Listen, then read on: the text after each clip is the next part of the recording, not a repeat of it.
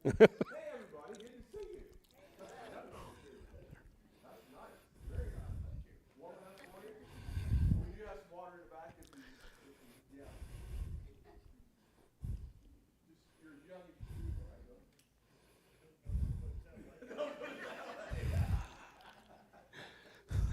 Well, we're honored that you're here. We're honored to have Kevin with us.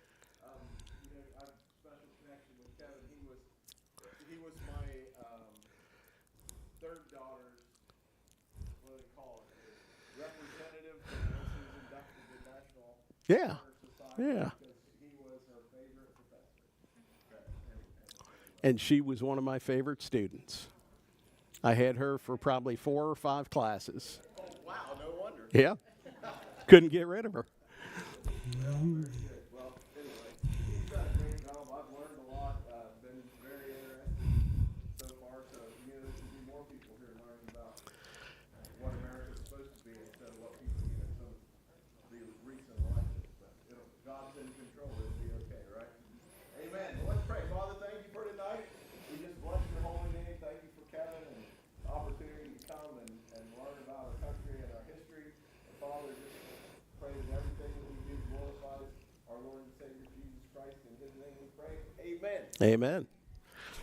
Thank you, Gordy. And thanks again for opening your church for this. Oh, you're very welcome. Ladies and gentlemen, I'm gonna beg your forgiveness here at the beginning. Obviously, I'm dressed a little differently tonight. As I told Gordy, I looked in the closet before I came, and there was no way I was going to put on a suit. So it's just too darn hot. So hopefully everybody's comfortable in here. If you have not been here, and if you don't know me, my name's Kevin Ritter. I am currently the state representative for this area, but my background is as a teacher at the high school level, at the college level. My degree is in European history. I haven't had a whole lot of opportunity to teach that. Instead, I found myself teaching American history, ancient history, and U.S. government. So I've done this series several times over the years. I'm sure it will come back again. I don't know if I'll last until the tricentennial, but we'll bring it back again at some point and look for other series. If you're going to be with us next week, I'm going to have a sheet on which you can put your email address if you want to be notified about any upcoming series. Sometimes do those at the Campus Martius Museum. I've done them at other sites. But if you'd like to be notified, you can just put your email on there, and I'm happy to do that. For those of you that have not been with us, this is part 3 of a 4-part series. And our general theme for this series, we're looking at the 4 great founding documents and the founding of America. And if you're not familiar with the 4 great founding documents, as soon as I say them, you'll recognize them. What we're talking about is the Declaration of Independence, the Articles of Confederation, the U.S. Constitution, and the Northwest Ordinance. Those are referred to collectively as the 4 foundational or 4 great founding documents for our country. I think it is appropriate on July the 2nd that we are together, because actually most of the 56 signers of the Declaration signed it on the 2nd, not the 4th. So we are here to the day, 250 years later, gathering, learning about them. I'm going to switch things up a little bit tonight. I'm going to cover the same material. I'm just going to do it in a little bit different order. As I looked at things this evening, one of the topics I introduced last week is the notion of nullification or interposition. This is the answer to what we do when the federal government goes too far. It steps beyond its enumerated powers. Instead of covering that first, I'm going to cover that last. I think it's going to have more of an impact if we do it that way. You probably won't notice, but I'll be satisfied at the end of the night.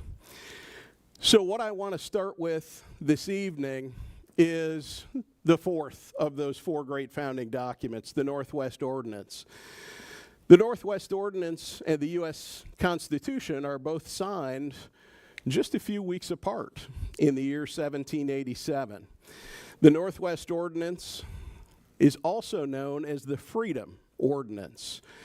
And it's the lone legislative success of the American government created under the Articles of Confederation. If you were with us last time, you remember that that short-lived government only lasted about a decade. And even though they had 3 successes, they had more failures, more weaknesses. Well, this is their one legislative success, creating this important document. The purpose of the Northwest Ordinance was to create the Northwest Territory. And here we're talking about this part of the map. We're talking about our area, our neighborhood. The territory's size was enormous, incorporating what are now the states of Michigan, Ohio, Indiana, Illinois, Wisconsin, and a small sliver of Minnesota. The ordinance outlined a plan by which the various territories could petition the federal government for admission as a state once their population reached 60,000. I think that's kind of interesting. Washington County is right about at that number now. So if Washington County was around in 1787, we could have petitioned to be a state. The first new state admitted under the Northwest Ordinance plan was, of course, Ohio in the year 1803. Included in the bylaws of the Northwest Ordinance were several radical ideas, radical for their day. First, the ordinance established the precedent that the new United States would expand westward. We don't really think about that. We could have gone north. We could have gone south, but we chose to go west. We would go westward by the admission of new states rather than by the expansion of existing ones. This was a radical idea in that the geopolitical norm was for existing states to add to their own size and power.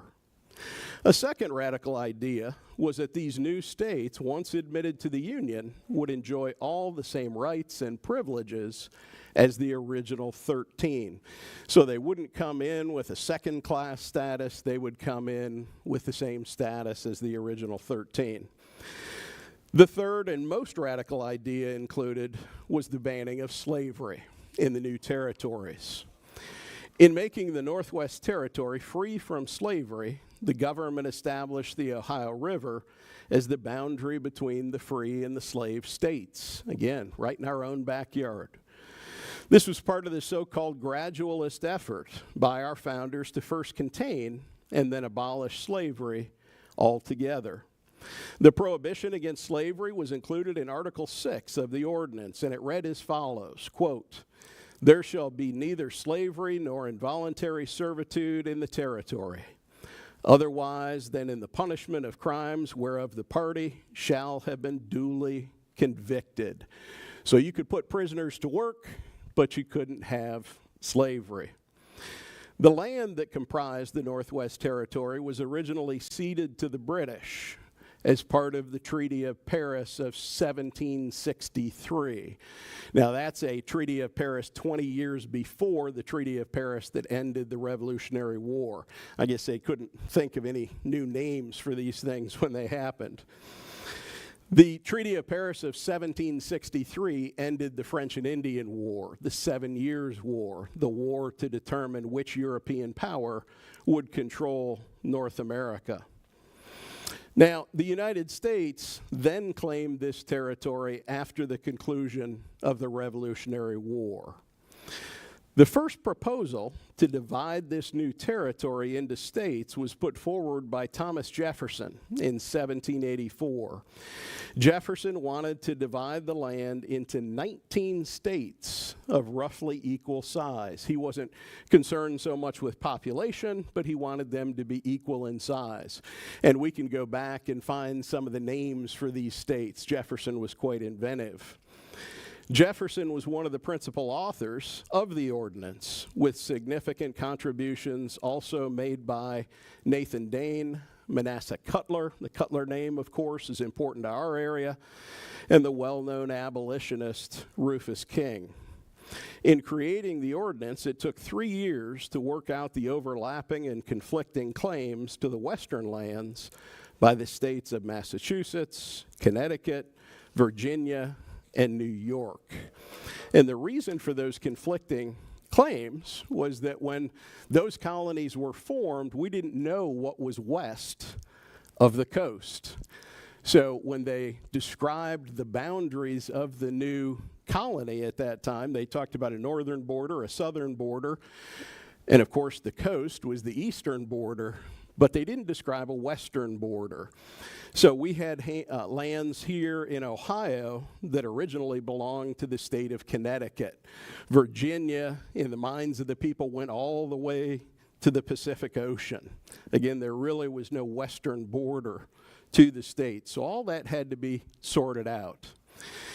This job was made more difficult by a continuing British presence in violation of the terms of the Treaty of Paris of 1783. Nevertheless, a plan was agreed to and legislation was finally passed in 1787. It's important to remember, I think, the Northwest Ordinance preceded, albeit slightly, another of our great founding documents, the U.S. Constitution. As such, many of the civil rights provisions of the ordinance were later incorporated into the Bill of Rights. Now remember, the Bill of Rights isn't part of the body of the Constitution. Rather, it's made up of the first 10 amendments to the Constitution, passed almost immediately. Setting a template that would serve as a guide at the Constitutional Convention, the Northwest Ordinance included guarantees of the following: property rights, religious tolerance, habeas corpus, a ban on excessive fines and cruel and unusual punishment, a right to trial by jury, a ban on ex post facto laws. Ex post facto simply means after the fact. I can't try you for something that wasn't a crime at the time you did it. That would be an ex post facto law. So in that list, I think we recognize things that later showed up in our Bill of Rights. We also, in the Northwest Ordinance, mentioned education. It says this, quote, religion, morality, and knowledge being necessary to good government and the happiness of mankind, schools and the means of education shall forever be encouraged. This respect for widespread education is reflected in the U.S. Constitution as well. Rather than evidencing a belief that education was too unimportant for federal jurisdiction, the founders intentionally left the responsibility for education to the states, the entity that was closest to the people. Now, we moved away from that in the 1970s, but we're in the process, I think, now of getting rid of the Federal Department of Education. That warms my heart because that's in keeping with our Constitution. I know some folks are upset about that, but I think that's a good thing. Finally, the Northwest Ordinance had a significant effect on the Native Americans living in this new Northwest Territory. In fact, the wording of the ordinance sounds somewhat stilted today when you hear it. The wording of the ordinance reflected, however, the personal feeling and intentions of George Washington toward the Indians. Washington, quote, said, "The utmost good faith shall always be observed toward the Indians. Their land and property shall never be taken without their consent, and in their property, rights, and liberty, they shall never be invaded or disturbed." Haven't we failed horribly since then, right? Washington's intention was so different from the way things actually happened. George Washington wanted a peaceable relationship with the Indians. He didn't believe that they were a threat. He believed that they could be an asset. And unfortunately, because so many people went west at the same time, we simply couldn't stop people from having that confrontation, right? Those two cultures bumping into each other. When they bumped into each other, there were a lot of things that were positives. I talked about some of those last time, right? The colonists learned about new crops they could grow. They learned about new medicinal remedies for sickness and things like that. The Indians benefited from some of the trade. I think we're more familiar with a lot of the negative impacts that came with that confrontation. What I want us to remember this evening was that wasn't George Washington's vision. President Washington initially expended a great deal of time and energy attempting to encourage peaceful relations with the different Indian nations. Instead of a foundation of peace and mutual respect, however, Washington was forced into a policy of war by the conflicts brought on by the continual flood of settlers from the east. In the end, President Washington chose to send a large army under General Anthony Wayne. Just north of us here in Washington County sit 40,000 acres of the Wayne National Forest, named after General Anthony Wayne. General Wayne was sent to break the back of the Shawnee and the Miami. The Shawnee Indians at this time were led by Blue Jacket. I don't know if you know the story of Blue Jacket. Blue Jacket was actually of European descent. He was a white man captured by the Indians and rose to be their principal chief. Little Turtle was the chief of the Miami Indians at this time, and they had formed a confederation. Anthony Wayne fought against them and defeated them. That conflict ended with what's known as the Treaty of Greenville of 1795. This treaty, by which the native tribes ceded huge tracts of land, enabled the United States to move forward in making the Northwest Territory a more integral part of the nation. So, in conclusion, as we look back at the Northwest Territory, or the Northwest Ordinance and its role that it plays in our history, I would say this. The ultimate effect of the Northwest Ordinance was to vastly expand the territory of the new nation. It established the precedent that the new nation would look westward for expansion instead of north or south. It established the principle that slavery must be contained and eventually abolished. In fact, historians since this time have said from the date the Northwest Ordinance was passed, the Civil War was inevitable. You can't have both slave territory and free territory by law in the same nation. It also signaled that public education would be a priority in continuing to build the country. And finally, it codified many of the civil rights, which later became part of our own Constitution and our own Bill of Rights.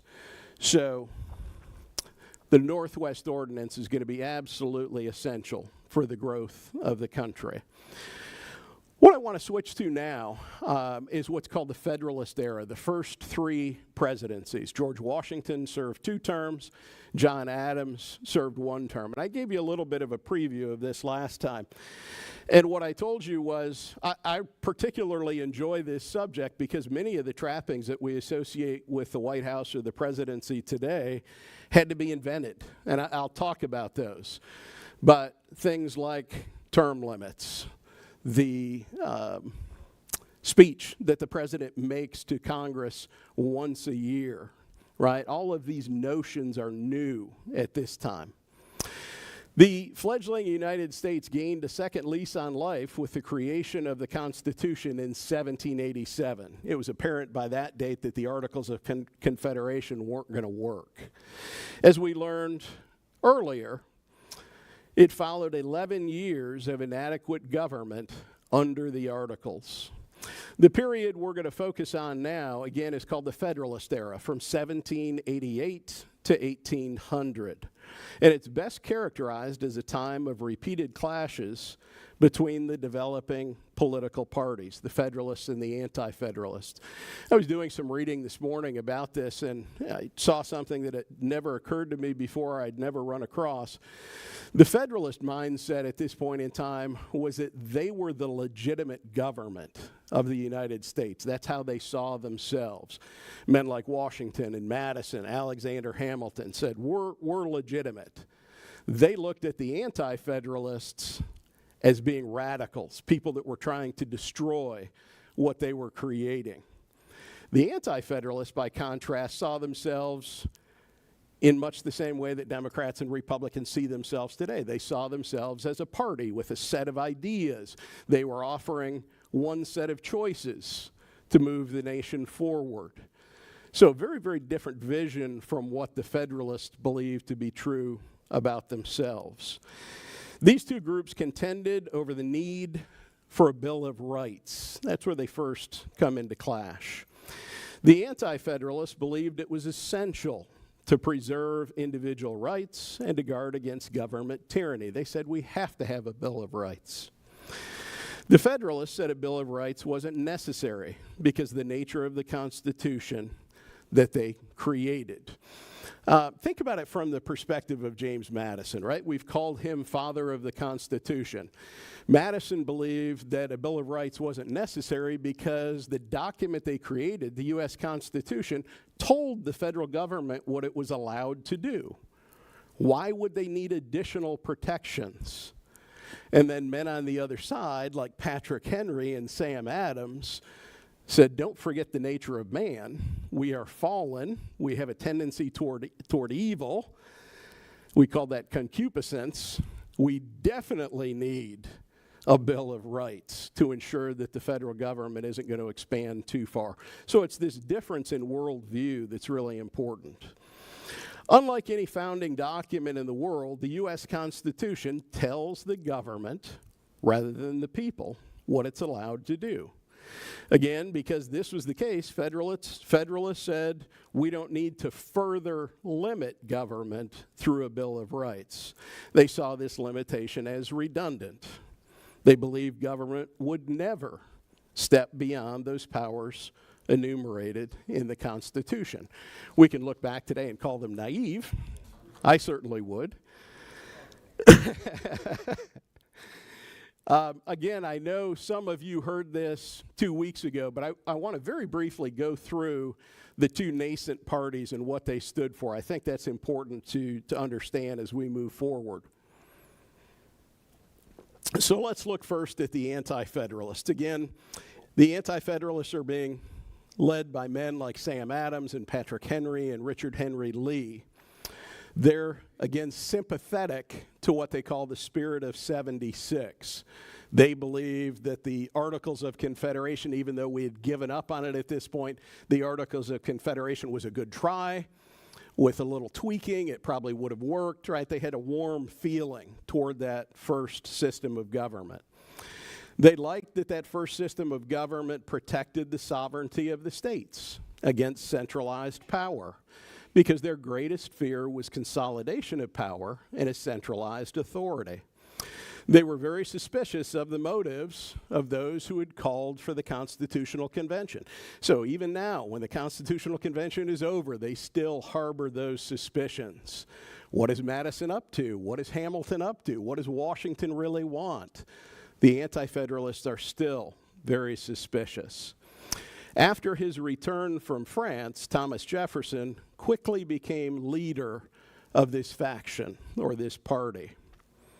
Now, the Federalists, on the other side, this includes Madison, of course, Washington, Hamilton, Ben Franklin. They felt that the national government must be strengthened at the expense of state sovereignty. They looked to broaden the power of the federal government to tax and to regulate commerce. They saw what they believed to be the huge economic potential of the country, and that could only be realized if the federal government was strong enough to direct the nation. Because the Anti-Federalists refused in large part to participate in the Constitutional Convention, the Federalists' views largely won the day. We can call our U.S. Constitution a Federalist document. It certainly comes from that perspective. In addition to their disagreement over the need for a Bill of Rights, the Federalists and Anti-Federalists generally contended on these following issues. They disagreed on a set of 3 reports that Alexander Hamilton would write and offer to President Washington. We'll say more about those in a moment. They differed on foreign policy. The Federalists favored England, even though they were the foe that we just defeated. The Federalists said, well, we have most in common with them. We have a shared history. We share the same language. So the Federalists thought we should be allied, or at least friendly, with the British. The Anti-Federalists instead favored France. And then lastly, the two groups differed on how powerful the national government should be. What we're going to see this evening is during the Federalist era, we really see the Federalist idea of a strong national government, a strong federal government play out. And then next week, when we get to Thomas Jefferson, I think it will strike you how he tried to reverse so much of that. Jefferson tried to take us back in the other direction, take away power from the federal government. Let's talk specifically about the presidency of George Washington. Already a national hero, Washington became father of the country when he served 8 years as our chief executive. As there was no real example upon which to draw, President Washington and his cabinet had to lay out many of the practices and traditions that today we still associate with the presidency. The State of the Union address. Washington gave one in person, and when he was catcalled by the representatives, said, "I'll never do that again." From then on, the next 7 times, Washington submitted his State of the Union address in writing. Another example of something that had to be invented was the title of the presidency. John Adams. John Adams is one of my favorites because he's always so unreasonable. I think you probably had to take John Adams from time to time and shake him by the collar and say, just calm down, right? We'll get there. John Adams had a long list of adjectives that he wanted before the president's name. Right, his exalted majesty, George Washington, his benign majesty, George Washington. John Adams thought that we can only set the proper tone if we describe this office in magisterial terms. Everybody lost their patience with John Adams, especially George Washington. George Washington finally slammed his fist down and said, "You will call me Mr. President," and that will be it. Another example of a tradition that develops, it's not yet in the Constitution, but the tradition of the 2-term limit. George Washington served 8 years, so no president served more than 8 years until Franklin Roosevelt won a 3rd term in the 1930s. That tradition was very, very strong for over a century. Eventually, we put it in the Constitution. The 22nd Amendment is added in 1951 at the urging of Democrats who had been embarrassed by Franklin Roosevelt when he won his 4th term. So now today it's in the Constitution. We can only serve 2 terms. But that goes back to Washington's example. The decision to give a farewell address. Those of you that are in the room that are old enough to remember Ronald Reagan's tearful goodbye, right? Already with the onset of dementia, Reagan rose to the occasion and gave a very emotional farewell address. Reagan said he was looking back to George Washington. It was Washington that said, "I can't just leave. I have to offer some advice." The largest part of the writing of George Washington's farewell address, however, is done by Alexander Hamilton. You may remember that Hamilton had been his secretary during the war. Hamilton acted in that role somewhat when Washington was in the White House. So he and Hamilton got together every day for a couple weeks. Washington laid out what he wanted his advice to be to the people. Hamilton took dutiful notes and then wrote it in beautiful prose. The idea of a cabinet that would serve the president is something that Washington came up with. He said, "I need people that are smarter than me. I need people that know areas that I don't know." The original cabinet had only 3 members. Thomas Jefferson served as Secretary of State. And at this point, it's important to understand, in the 18th century, the Secretary of State was the 2nd ranking position. The Vice President was an afterthought. John Adams was literally embarrassed that he settled in the vice presidency. He recognized that that was a role that had no power. There were no duties associated with it. John Adams spent the better part of those 8 years depressed over the fact that he was in this position. So Thomas Jefferson was the first Secretary of State. Alexander Hamilton was the first Secretary of the Treasury. And he, of course, supported a more muscular, active federal government. So he was going to be very important in that role. The last member of the cabinet was Henry Knox, and he was Secretary of War. Henry Knox is, again, one of my favorites. If you don't know his story, I would encourage you to read it. It's Henry Knox, after the Continental Army takes Fort Ticonderoga in upstate New York, it's Henry Knox that says, these cannon, they had captured 300 cannon at Fort Ticonderoga, these cannon are essential to our war effort.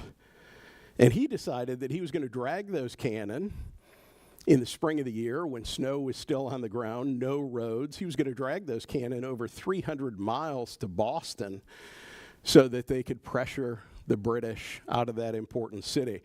Henry Knox actually had his soldiers take down parts of Fort Ticonderoga and build sleds that they put the cannon on. They dragged those sleds through the woods, over the hills, through the rivers, and lost not a single one on the way to Boston. They were crossing a creek at one point, and one went to the bottom of the creek, and one of the Marblehead men, these are the shipping, the men involved in shipping in Massachusetts, he said, I'll get it. And he stripped down to nothing, dove into the freezing cold water, tied ropes around the cannon, and they pulled it back up. So Henry Knox is a fascinating character. When the Revolutionary War starts, Henry Knox is passionate about the cause, but he knows nothing about war. He was a bookseller.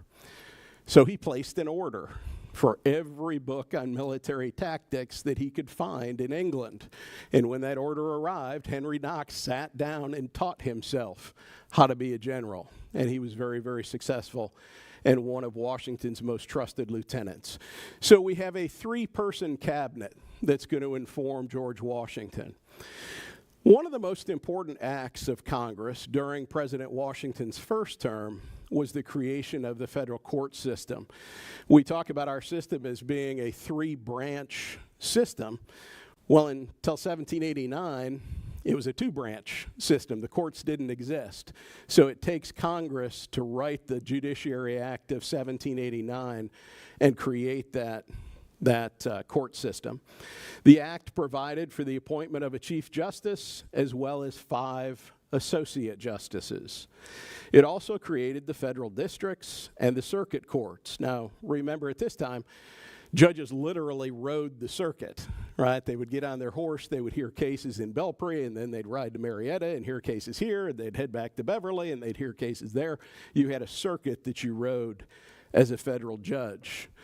They would ride their horse throughout the district, hearing cases as they came up.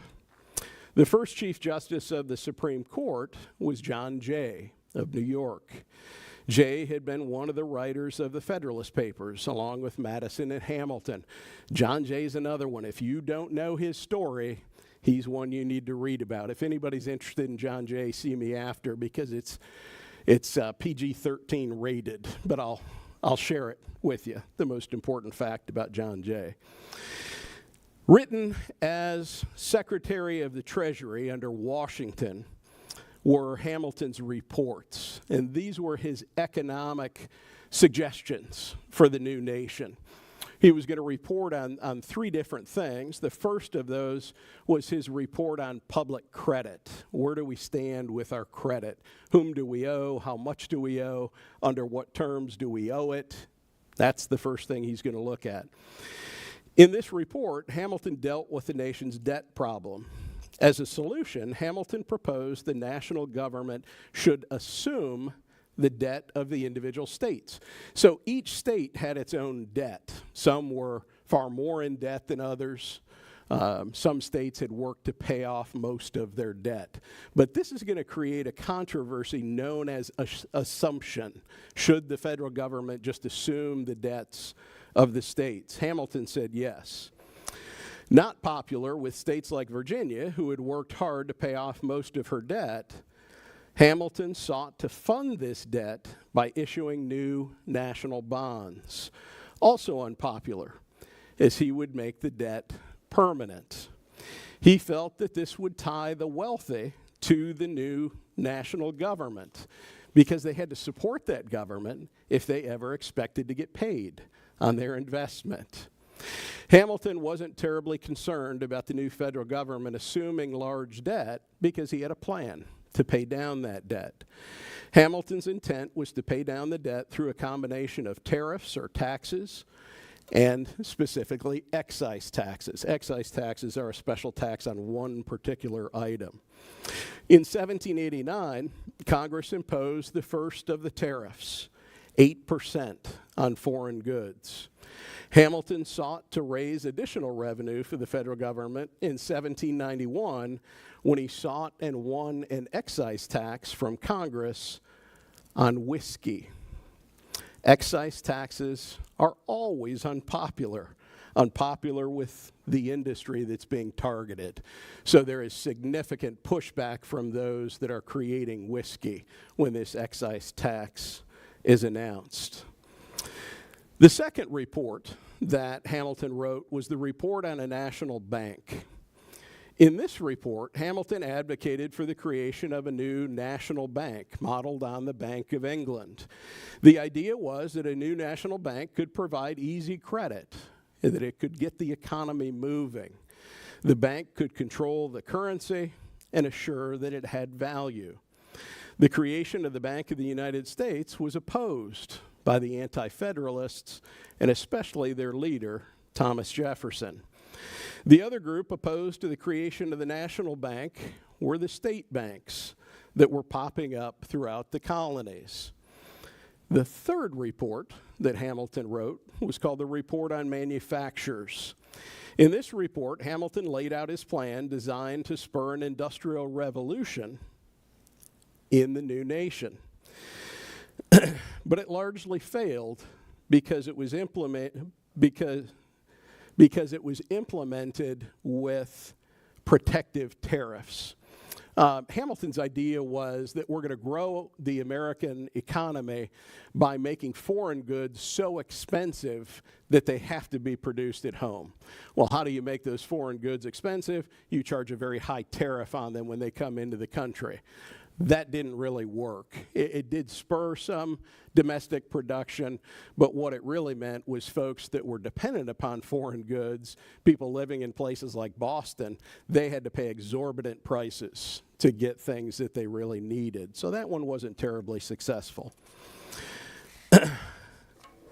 One of the other issues that the government has to deal with at this point. I mentioned a moment ago the idea of assumption. This is the idea that the federal government is going to take on the state's debts. Well, the solution to this issue comes at a dinner meeting. Now, I think it's quite interesting. I'll relate the circumstances to you. Anti-Federalists opposed all of Hamilton's plans, the three that I just mentioned to you. However, a compromise was reached on the issue of assumption. It was reached again at a dinner party hosted by Thomas Jefferson. The other two members at this party were Alexander Hamilton and James Madison. And at that dinner, they struck this deal. Madison, who opposed Hamilton's bank, this national bank, he agreed to support assumption. He said the federal government can take on the state's debts. Hamilton would then support the project for a new national capital in the South. We don't think about Washington, D.C. as being in the South today, but it very much was in the minds of these individuals. So when we ask the question, how did the national capital end up in Washington, D.C., it's at this dinner that that's decided. The national government will assume the debts of the states.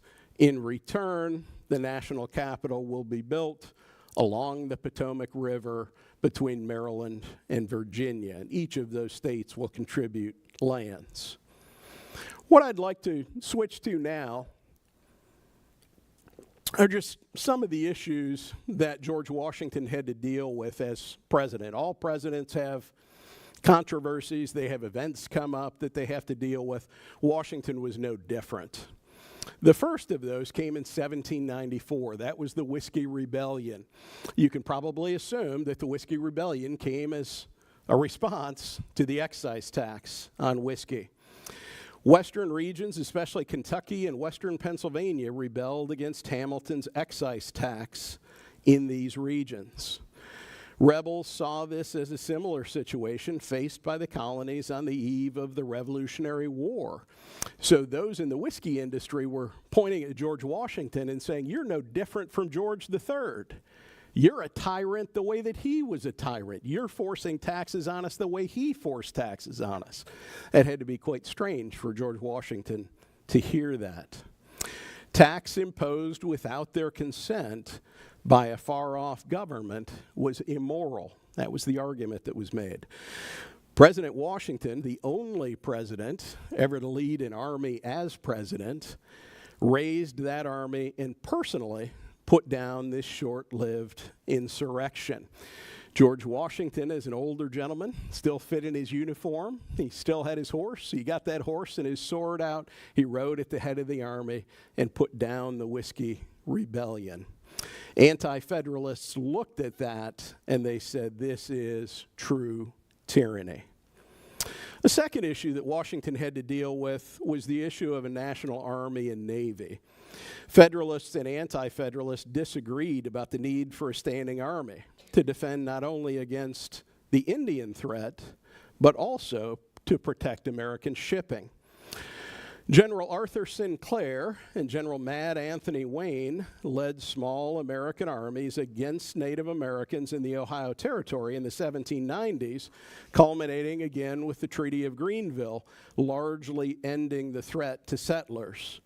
The country was also concerned about the continued presence of British troops in the Ohio Valley. So the question is, do we really need a national army? I think we do, because of the Indian threat and because the British refused to go home. Do we really need a national navy? Thomas Jefferson, a few years down the road, is going to say, no, we don't need a national navy. In fact, Thomas Jefferson's going to take the entire U.S. Navy and put it in dry dock.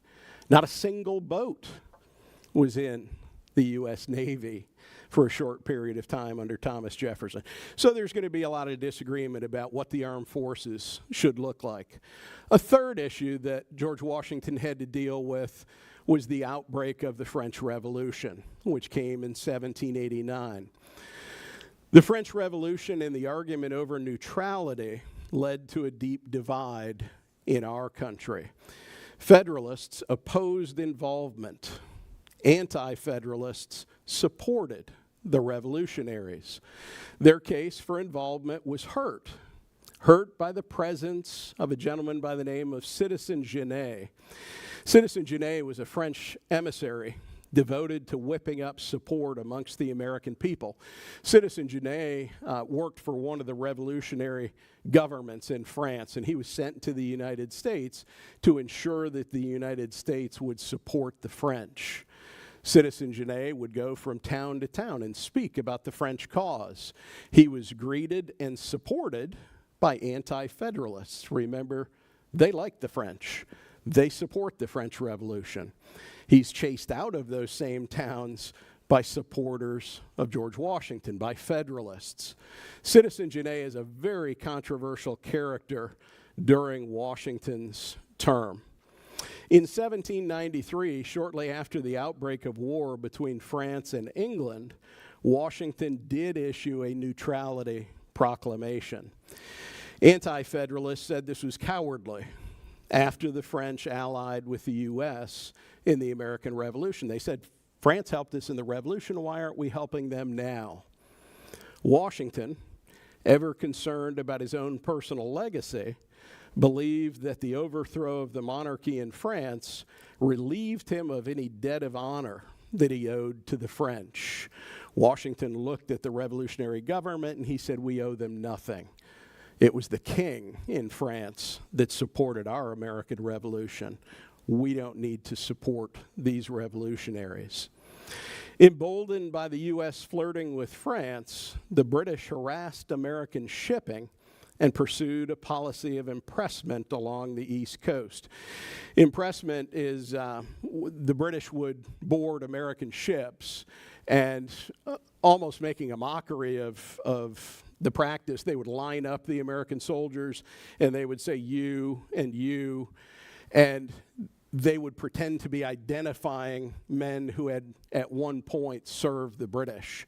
You're clearly a former British sailor. You come with us.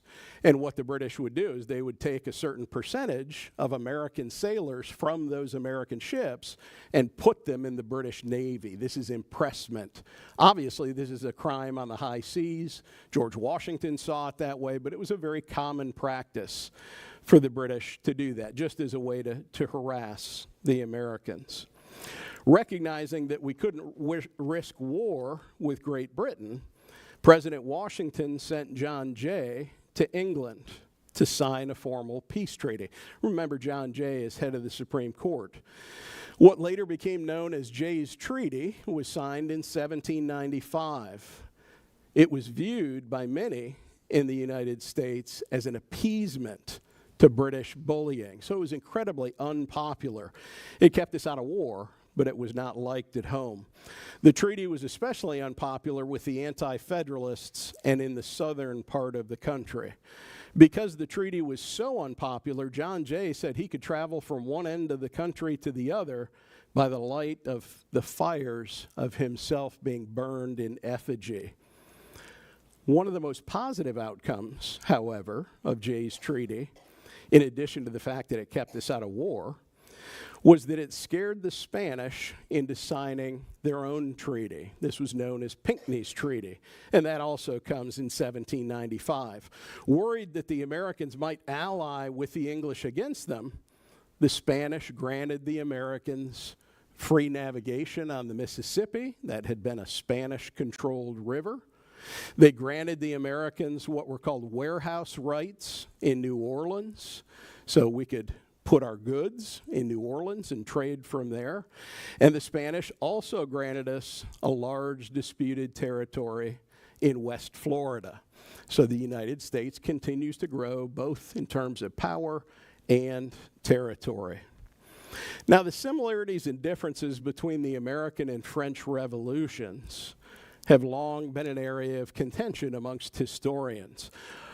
Are they similar? Are they different? What are those differences? Well, I think the view today is that the American Revolution was more conservative in nature, the French Revolution being radical. The American Revolution is described as conservative in nature because the revolutionaries were actually trying to assert their rights as British subjects. They were trying to retain their rights, protect their rights as British subjects. The French were literally trying to create a new world. The French Revolution sought to destroy the old world and create everything anew. As a result, the French revolutionaries sought to destroy the institutions that represented tradition. The French revolutionaries went after the monarchy. They beheaded Louis XVI. The French revolutionaries went after the church. They turned Notre Dame into the quote-unquote temple of reason. And they went after the aristocracy. Those who were well-born were threatened, harassed, and killed indiscriminately. Property was not protected during the French Revolution. So there are going to be a number of things, number of issues that come up during Washington's 8 years in power that he's going to have to try to deal with. Well, as Washington gets closer and closer to leaving office, he's going to begin to think, what is my advice for the American people? As I ride off into the sunset, as I return to Mount Vernon, what advice should I offer the people? I've told you already that his farewell address was written largely by Alexander Hamilton, but it expressed these fundamental beliefs. It appeared in segments in newspapers. That's how the American people heard, quote unquote, this address. The first thing that Washington's farewell address did was it urged neutrality in foreign policy. Washington was concerned that America might become entangled in foreign alliances. It warned specifically not to get involved in European affairs. George Washington said, we're too new, we're too weak, we're too young. Don't get involved in European politics. And the phrase he used, of course, was no entangling alliances. A second thing that Washington's farewell address suggested was it cautioned against partisan behavior. Washington was very concerned that America was divided between the Federalists and the Anti-Federalists. Washington continually would say, we're all Americans. He was very, very frustrated with his own Secretary of State, Thomas Jefferson. Jefferson was on the other side of most arguments with George Washington, and Washington hated the enmity that existed between them and in the population at large. So he said no partisan behavior. And then lastly, Washington suggested we must always take our case to God, right? This is called the appeal to the sacred. Washington called religion and morality the indispensable supports of government. And he said government can only be successful when we look to God. When George Washington left the Capitol, there was, of course, an election to determine who his replacement would be. John Adams, I told you, had been his vice president, but it wasn't clear that the vice president was automatically going to assume that role. Remember, he was a forgotten man. People hadn't heard from John Adams in a long time. He wasn't in the press, so to speak. Now, after Washington shocked the nation with the news that he would, like the Roman general Cincinnatus, retire at the height of his popularity, the question became, who should lead us now? Alexander Hamilton was the obvious choice for the Federalists, but it quickly became apparent that his financial policies, his reports, had become so unpopular that he really wasn't electable, to use a term popular today. The choice fell to the experienced and well-respected, but often disagreeable, John Adams.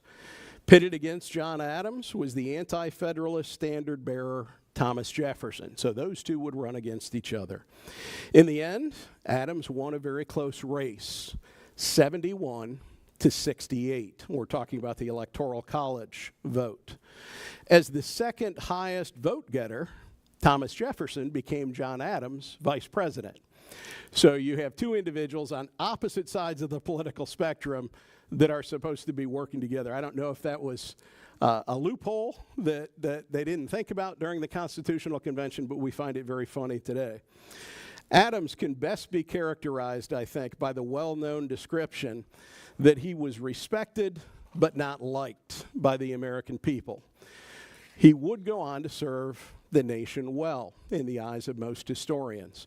Now, the first thing that John Adams had to deal with as president, and remember, he's only there for one term or 4 years, but it was during the presidency of John Adams that an atmosphere of possible war with France, this is known as the Quasi-War, came about.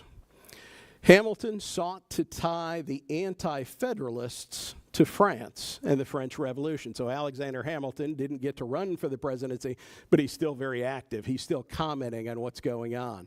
And he's going to try to tie the opposition, the anti-Federalists, to the French. Hamilton also sought to maintain good relations with Britain. In order to try to diffuse this situation, President Adams sent a peace delegation to France. The French response was to demand a bribe before the delegation could even meet with her foreign minister. This is Foreign Minister Talleyrand. The French go-betweens, the gentleman that met our emissary when he showed up in Paris, the French go-betweens were referred to in the American press as X, Y, and Z. The story had come back to America, but we didn't yet have the names of the individuals involved. So when the press wrote about this, they couldn't offer the names of the French representatives, so they simply called them X, Y, and Z. So this became known as the XYZ affair, and it led to a war fever against the French.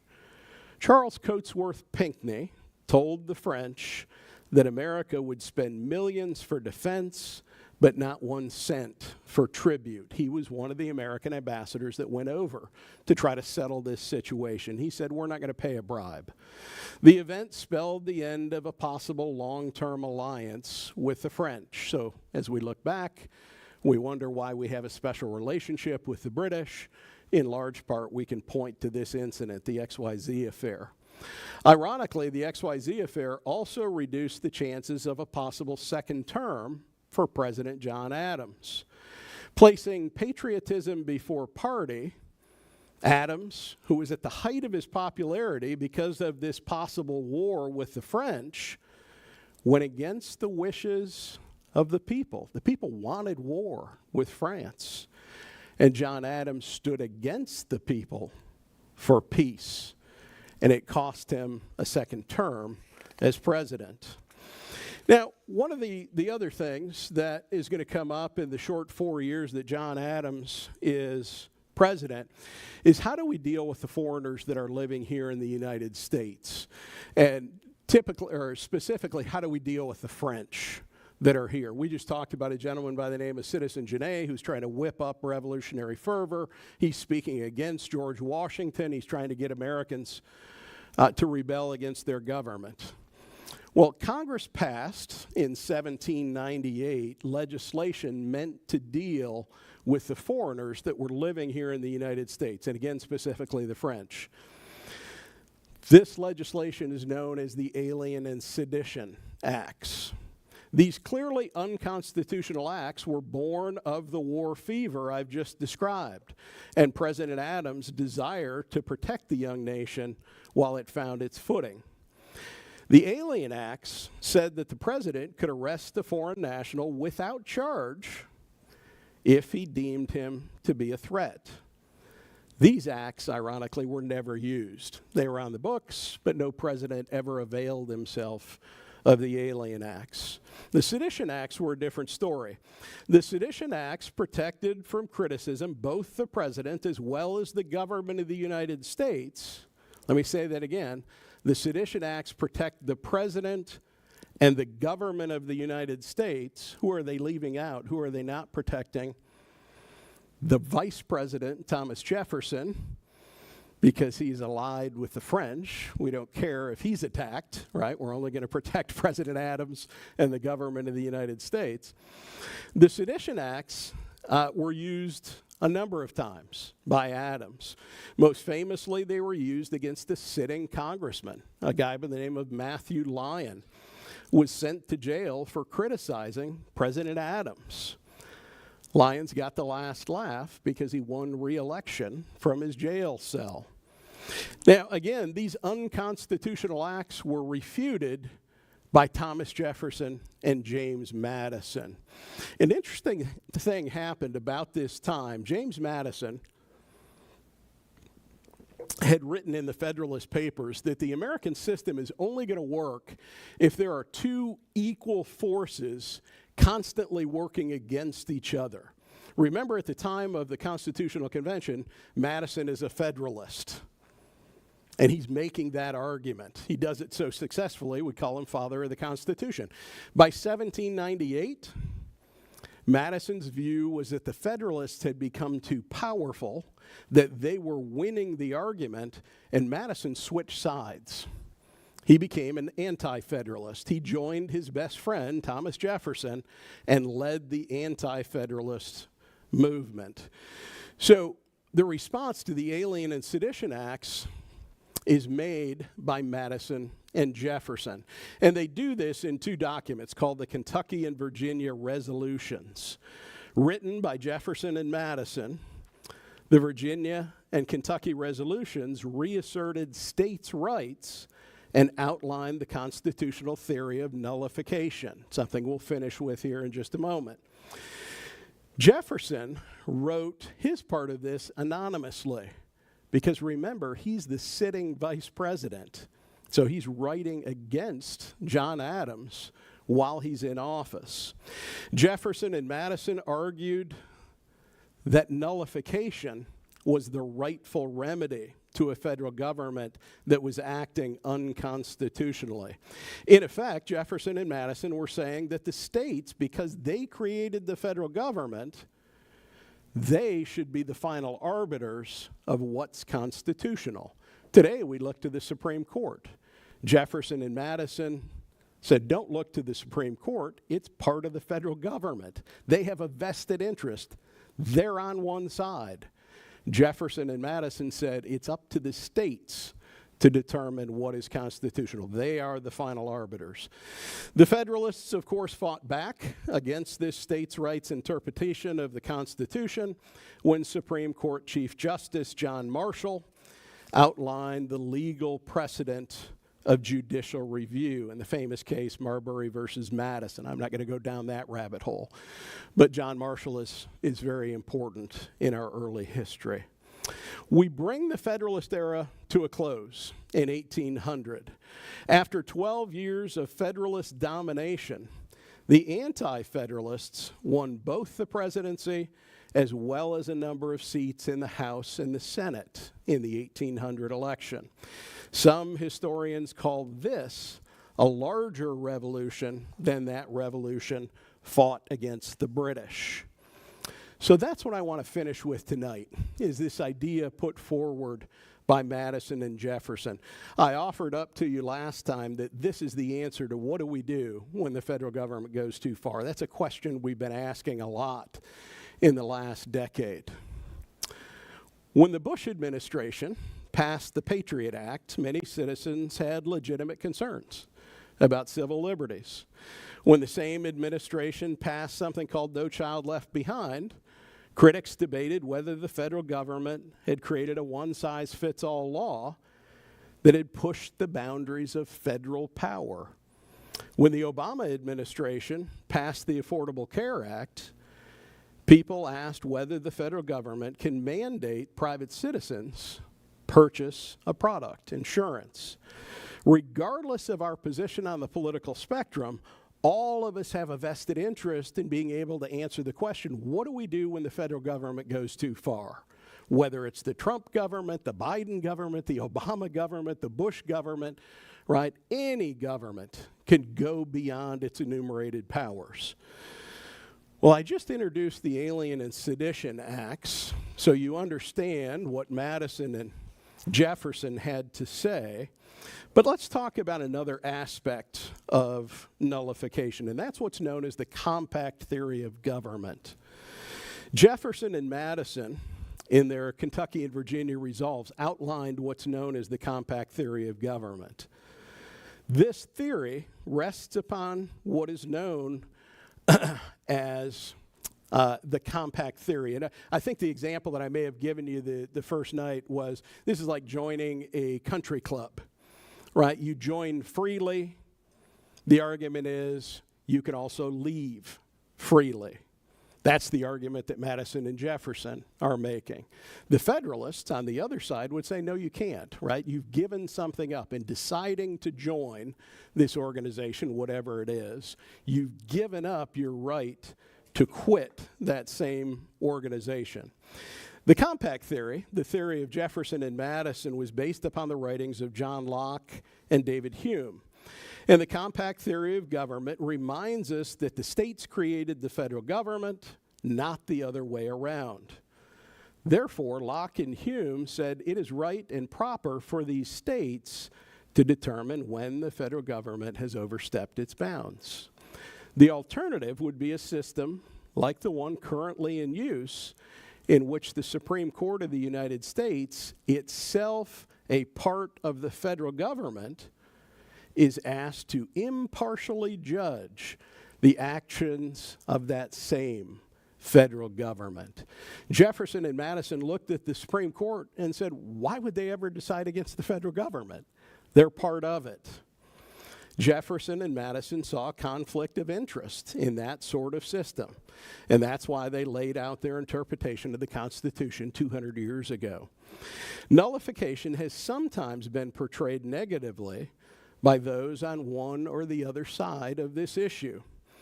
It has sometimes been called an extreme remedy by those who would trust the federal government to police its own actions. Thomas Jefferson, the one who used the phrase rightful remedy, argued that nullification is actually the moderate choice for those who are faced with a political spectrum composed of acquiescence to tyranny at one end and secession leaving the Union at the other. Another criticism that's been leveled against the theory is that it's been used in an effort to prolong the evil of slavery. We heard this a lot in the 19th century.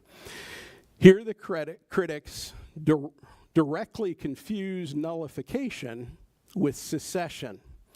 Not only has nullification never been used to prolong slavery, it has only ever been used against slavery, such as in the case of the Fugitive Slave Law. The Fugitive Slave Law, written in 1850, shortly before our Civil War, mandated that slaves who had escaped to northern free states must be captured and returned to their owners in the South. So let me give you a local example, right? A slave from Boaz swims across the Ohio River, gets out of the water at Marietta.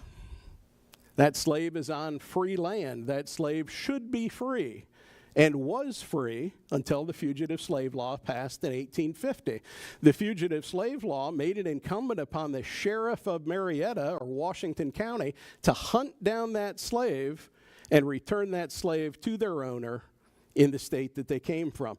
And by the way, pay the expense of that transfer. Very, very unpopular law, as you can imagine. The states opposed to slavery refused to enforce the Fugitive Slave Law, and they used nullification to give runaway slaves a safe haven in the North. These laws, the laws passed by the northern states, were called personal liberty laws, and they were passed in a number of the northern states, thus nullifying the Fugitive Slave Law. A couple other important examples from history I think are worth mentioning. The very first time nullification was used in American history was to vacate a federal law in the year 1807. And it was used against one of the theory's creators. The first time nullification was used, it was used against President Thomas Jefferson. In 1807, President Jefferson put in place an embargo meant to punish the British and the French for their repeated harassment of American shipping. Jefferson said, we're going to show you, we're going to put an embargo in place. In 1807, the Embargo Act was nullified by a number of New England states whose economies were suffering because of that embargo. So the embargo that Jefferson put in place didn't hurt the intended targets, the British and the French. It hurt folks along the East Coast who were trading with the British and the French. And as a result, the New England states nullified that federal law. They said, we don't recognize it within our borders. The second example of nullification theory in practice came a few years later during the War of 1812. Once again, the New England states refused to abide by President James Madison's directive to call up the state militias in the event of a war with England. The state governors said only they could call up the state militia, and they refused to enforce Madison's order. Jefferson and Madison had to wonder what in the world is going on. This grand theory that they've come up with to keep the federal government in check has now been used against both of them. The New England states further threatened to nullify any action to put in place a military draft. Now, before we conclude, I want to take a look at some of the possible reasons why our federal government has had a tendency to expand beyond the limits that were originally envisioned by the founders. How did they get away with it? Asked another way, the question is, where do the feds think they get the power to do the things they do? Generally, it comes from three clauses in the Constitution. The first is the General Welfare Clause, right? This is in Article 1, Section 8. Liberally interpreted, one could construe that this clause, the General Welfare Clause, means the federal government has the authority to do anything that would promote the general welfare of the United States. At the time of the Constitution's adoption, the Anti-Federalists warned of this very interpretation.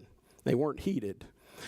Basically, the anti-federalist argument was this: if the clause was meant to be interpreted broadly, then why did the founders go to the trouble of listing enumerated powers for the federal government? If the federal government can do what it wants, why would we take the time to say the federal government can only do A, B, C, and D? The answer is it was not meant to be interpreted broadly, and Madison and Jefferson have said so. Madison wrote in Federalist number 41, "For what purpose could the enumeration of particulars be inserted if these and all others were meant to be included in the preceding general power?" He wrote again in 1800, "In its fair and consistent meaning, the General Welfare Clause cannot enlarge the enumerated powers vested in Congress." So the guy that's known as father of the Constitution has said the General Welfare Clause can't be used to expand the powers of the federal government. Thomas Jefferson answered the same way. He said to interpret the words general welfare as granting the federal government a distinct and independent power to act as they please would render all the preceding and subsequent enumerations of power completely useless. The second clause in our Constitution that's often misinterpreted and allows the federal government to expand is the Commerce Clause. This clause reads, "The Congress shall have the power to regulate commerce with foreign nations and among the several states and with the Indian tribes." That's the Commerce Clause. As written by the founders, this clause was meant to be interpreted narrowly. Commerce meant only trade or exchange, not all aspects of business. Likewise, among the several states meant commerce between states, not some broad action that might have an effect on a state. And to regulate in the 18th century meant to make regular or orderly, not to micromanage, something our federal government does quite a bit of. The original purpose of this clause was to create sort of a free trade zone throughout the colonies and to prevent the states from disrupting the free movement of commerce. Again, that clause is often misinterpreted, sometimes willfully, by those that want the federal government to have expanded power. The last clause is the necessary and proper clause, also sometimes known as the elastic clause. The liberal interpretation of this clause, which has gained acceptance, is that it represents the so-called genius of the founders. They thought of everything. According to this interpretation, the founders gave future leaders the leeway to exercise a broad array of powers not mentioned in the Constitution, which might later be needed. This is where we get the idea of a living Constitution. Instead, the founders merely meant to give future leaders the freedom to perform simple tasks that were clearly incidental to carrying out the Constitution's enumerated powers. At the time it was written, there was a consensus among both Federalists and Anti-Federalists. Listen to what they said. James Madison said this clause gives no supplementary powers to the federal government, is the implication. Archibald McLean, a congressman from North Carolina, said the clause gives no new power. Thomas McKean, the Chief Justice of the South Carolina Supreme Court, said it gives to Congress no further powers than those enumerated in the Constitution. Finally, Alexander Hamilton, writing in Federalist 33, suggested the constitutional operation of the government would be precisely the same if the necessary and proper clause were entirely obliterated. In other words, it's been misinterpreted, at least in the words of the founders. While there were concerns during the ratification process about the possible misinterpretation of each of these clauses, the founders saw the 10th Amendment as their written guarantee that the federal government would have only those powers granted to it and no others. The question is whether the states will do their duty and enforce the 10th Amendment. I would argue that while nullification is not a perfect remedy to the question I posed earlier, what do we do when the federal government goes too far, it is the constitutional remedy provided by the founders. Critics complain that it provides for a disorderly system, that it throws a monkey wrench into the federal works. As far as Jefferson and Madison were concerned, that's precisely the point. They argue that it provides a much-needed check on the continued consolidation of power in the federal government. The same critics say it provides too much liberty, that it encourages anarchy. Thomas Jefferson responded to similar complaints during his lifetime, saying, "I would rather be exposed to the inconveniences attending too much liberty than those attending to too small a degree of it." Some in the media try to tell us that nullification is a battle that's already been decided. That was way back in the 19th century. But nullification is with us today. And it's a constitutional argument that's being used more and more around the country. In the past 20 years, a number of states have passed firearms freedom acts to reject federal gun law. Numerous states are now actively defying D.C. on some drug laws. In response to the passage of Obamacare, numerous states passed health care freedom acts to reject health care mandates. I don't know if anybody remembers, the state of Ohio, by a 66-point margin, actually voted to nullify Obamacare within the borders of the state of Ohio. John Kasich vetoed that, so it never took effect. Supporters of nullification theory argue that in affirming the right of the states to hold the federal government in check, our founding fathers took a deliberate stance against the centralizing trends that were already at work during the early days of the Republic. They suggest the theory is based upon the idea that in a free society, the people do not need constitutional authority to act. Government needs constitutional authority.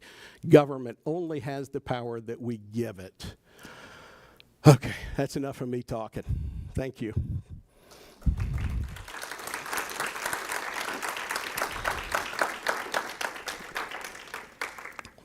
I realize now in going through this material, this is more complicated than the first couple weeks we were here. Are there questions of clarification that I can try to answer for folks? Jerry?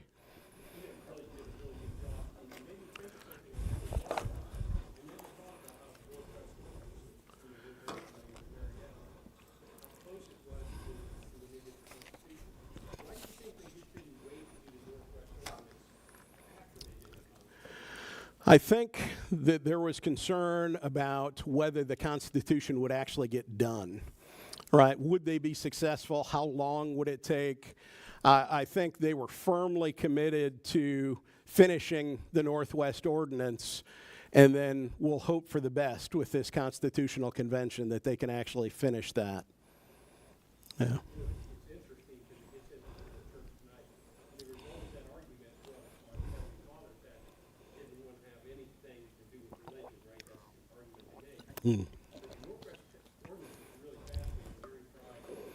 Yeah.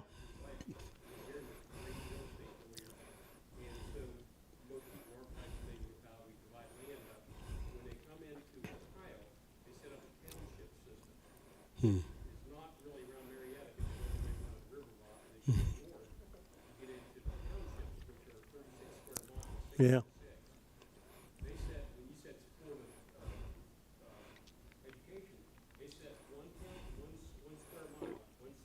Mm-hmm.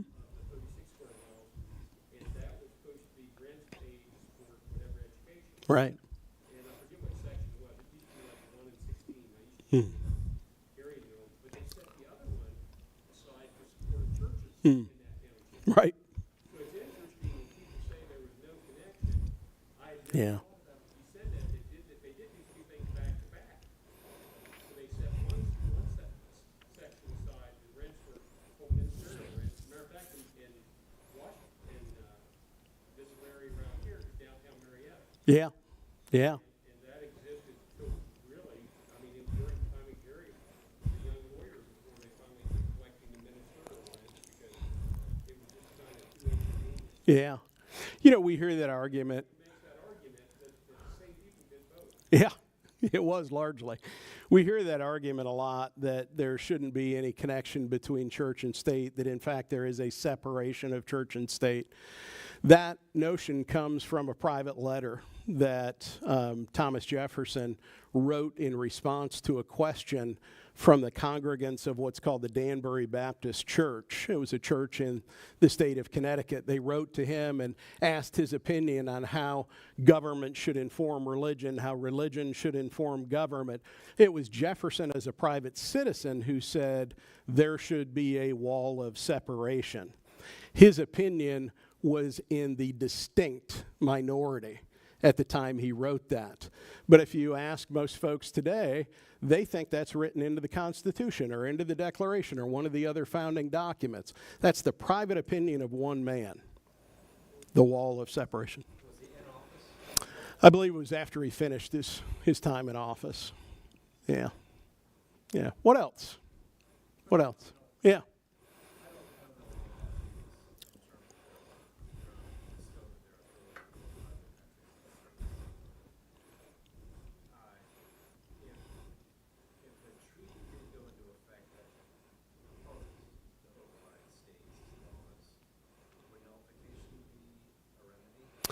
Well, the question you have to ask about nullification is the federal government willing to stand against it, right? And what we've seen so many times, the federal government isn't willing to stand against nullification in most cases.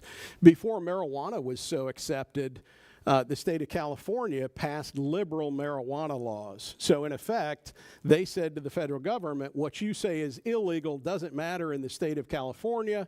We have a different view here, and we're going to allow folks to smoke pot. Well, the federal government could have sent the military in. They could have enforced federal law. But in most cases, the federal government says, it's not worth the trouble. We might hold some highway funds. We might punish that state in some way. But for the most part, when nullification is used, the federal government has a tendency to back down, right? Texas has very liberal gun laws in terms of what you can own and where you can carry it. And, well, some of those are in contravention of federal gun law. And Texas said, we don't care. And the feds let it go. So those are examples of nullification working. Yeah. What else? What else? Jonathan, you had the most well-behaved children here. Yeah. Next, go right ahead. But you said, was it Franklin Roosevelt who had 3 terms, or was it 4? He was elected to his 4th. He died during his 4th. Okay. Yeah. So he was the only president with that many. Was it not an actual, thing before that time? Teddy Roosevelt took over when McKinley was assassinated, so he served about 3.5 years of McKinley's term. He was elected to his own term, so you can say Roosevelt had 2 terms. He ran for a 3rd term on the Bull Moose ticket and lost to Woodrow Wilson in 1912. So Teddy Roosevelt's really the only one that flirted with a 3rd term. Incidentally, I love this story so much, I have to tell you. Teddy Roosevelt, during that campaign, I don't know if anybody knows where the Bull Moose Party got its name, but Teddy Roosevelt, again, was running for his 3rd term in office. He had left the Republican Party, and he's set to speak, and a man comes up to him, point blank, shoots him in the chest.